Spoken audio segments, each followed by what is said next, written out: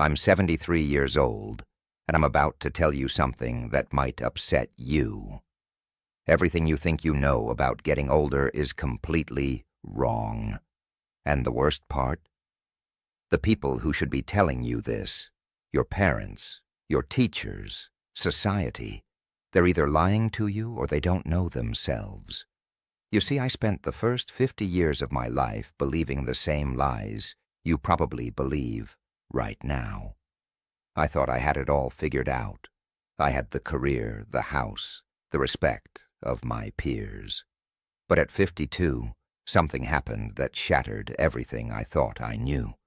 And what I discovered in the 21 years since then has completely changed how I see life, death, and everything in between. But before I tell you what happened, I need you to understand something. The reason I'm making this video isn't to impress you or to make myself feel wise. I'm making this because I'm running out of time, and there are things you need to hear before it's too late. Not for me, for you. At 52, I had what doctors call a cardiac event. That's a fancy way of saying my heart tried to kill me. I was in a meeting, discussing quarterly projections, when suddenly the room started spinning. The next thing I remember is waking up in a hospital bed with tubes coming out of my arms and my wife crying in the corner. The doctors said I was lucky. I had just come face to face with my own mortality, and they called it luck. But you know what? They were right.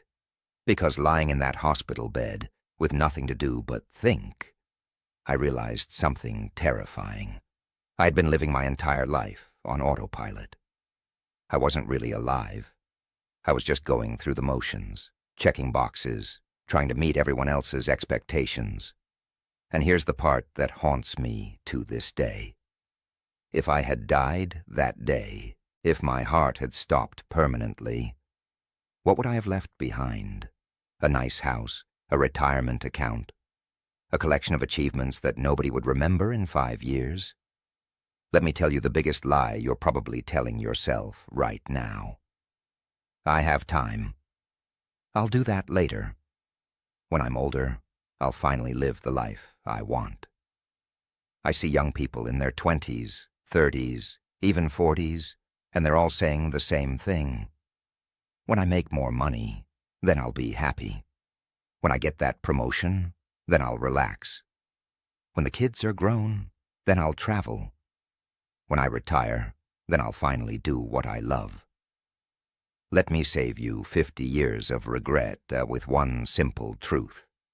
That day never comes. You know why? Because the goalposts keep moving. You get the promotion, and suddenly you need the next one. You make more money, and suddenly you need more money. You're always chasing something just out of reach, and before you know it, you're 70 years old wondering where your life went. I did this. I spent 30 years climbing a ladder, only to realize when I got to the top that it was leaning against the wrong wall, and you can't climb back down and start over. Time doesn't work that way. Here's something nobody tells you when you're young. Success is a terrible goal. And I say this as someone who achieved everything I set out to achieve. I made partner at my firm. I bought the house. I had the respect of my colleagues. And you know what? None of it mattered. You achieve your goal, and for about 48 hours, you feel amazing. Then the feeling fades. You're back to baseline. Now you need a new goal, a bigger achievement, more validation. It's a hamster wheel. I had a friend who died 3 years ago at 68, worked 70-hour weeks his entire life, built a multi-million-dollar business, never took a real vacation, kept saying he'd slow down next year. Next year came, and he had a stroke. At his funeral, his son said, "My father was a successful man, but I barely knew him." Is that the legacy you want? Your regrets won't be about the things you did wrong. They'll be about the things you didn't do at all. I don't lie awake at night thinking about failed business deals. Those don't matter. You know what keeps me up? The trip to Japan I never took because I was too busy. The relationship with my brother that I let deteriorate. The book I always wanted to write but never started. The time I didn't spend with my kids because I was working late. These things eat at you. The missed opportunities, the roads not taken, the love you didn't express, the risks you didn't take because you were afraid, the people you love, your parents, your siblings, your close friends. You think you have unlimited time with them. You don't. And one day, that time will run out. My father died when I was 45. We had a complicated relationship, and I was always too busy to really work on it. I kept thinking we'd have time to talk when I was less busy. We never got that chance. Heart attack, gone within hours. And you know my biggest regret? All the Sundays I didn't call him, all the times I was too tired to drive over for dinner, all the little moments I let slip away. There won't always be more. After my heart attack, I made big changes, stepped back from work, started saying no to things that didn't matter, started saying yes to things I had put off for decades. In these last 21 years, I've learned more about life than I did in the previous 52. What matters is embarrassingly simple. Time with people you love. Work that feels meaningful to you. Experiencing things, not owning things, creating memories, being present. I know it sounds simple. When I was your age, I would have rolled my eyes. Sure, but I have bills to pay. And yes, you do. I'm not saying quit your job. I'm saying don't sacrifice what matters for what doesn't. Here's a question I want you to ask yourself, and I want you to answer it honestly. If you died tomorrow, would you be satisfied with the life you've lived so far? Not would people be impressed by your eulogy. Not did you achieve enough. Just would you be satisfied? If the answer is no, then what are you waiting for? What are you doing with your time that's so important that you're willing to gamble your one precious life on it? I'm 73 years old. I've been lucky enough to have good health since that heart attack. But every morning when I wake up, I'm aware that I'm on borrowed time. We all are, really. But most young people don't realize this. They think they're invincible. They think they have forever. You don't. I have grandchildren, 3 of them. And when I look at them, I see the same patterns I see in most young people today. They're stressed, they're anxious, they're chasing things that won't make them happy. They're making the same mistakes I made. And I try to tell them, I try to share what I've learned. But you know what? They don't really listen. Not because they're bad kids, but because they can't. They're living in the storm right now. They can't see the patterns yet. They think their situation is unique, that the old rules don't apply to them. That's why I'm making this video. Because maybe, just maybe, if enough people hear this message, someone will actually listen. Someone will make different choices. Someone will avoid the regrets that haunt people like me. Every single day, you're getting closer to death. Nobody likes to think about this. But you don't have unlimited time.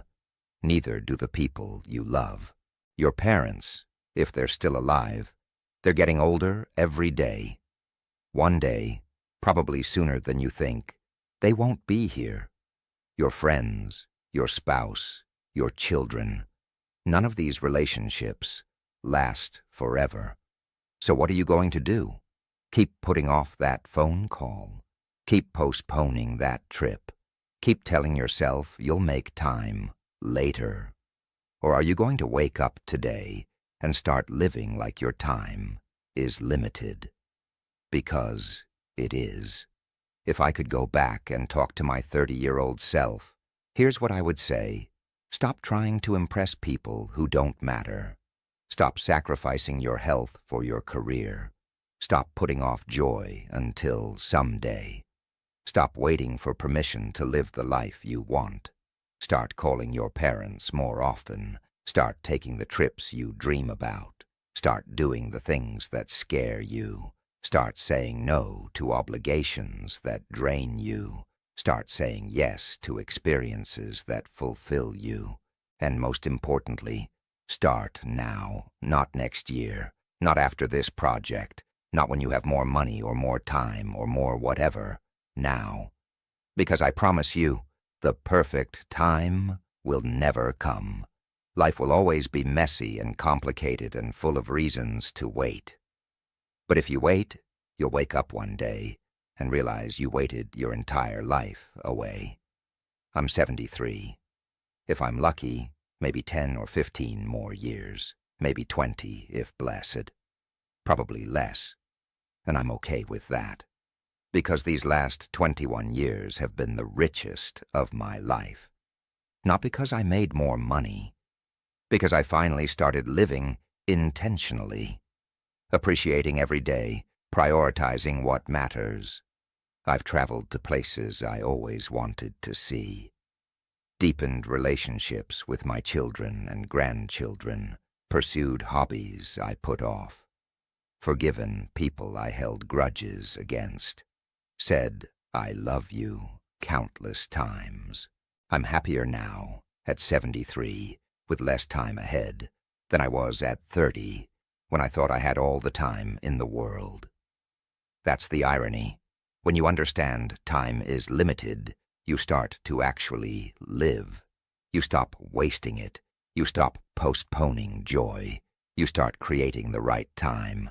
You have a choice, right now, today. Keep living the way you're living, chasing success, putting off happiness, telling yourself you'll make time later, or wake up. Realize time is running out faster than you think, and the life you're waiting to live needs to start now. I can't make this choice for you, but I can tell you, you don't want to be 73 looking back, wishing you made different choices. Don't waste 52 years figuring this out. Learn from my mistakes, live intentionally, prioritize what matters, stop waiting for someday. Someday is today. It always has been. If this resonates, share this video, leave a comment. Tell me what you're going to do differently. Subscribe, because I have more truths to share, and not much time left. The clock is ticking. What are you going to do with your time?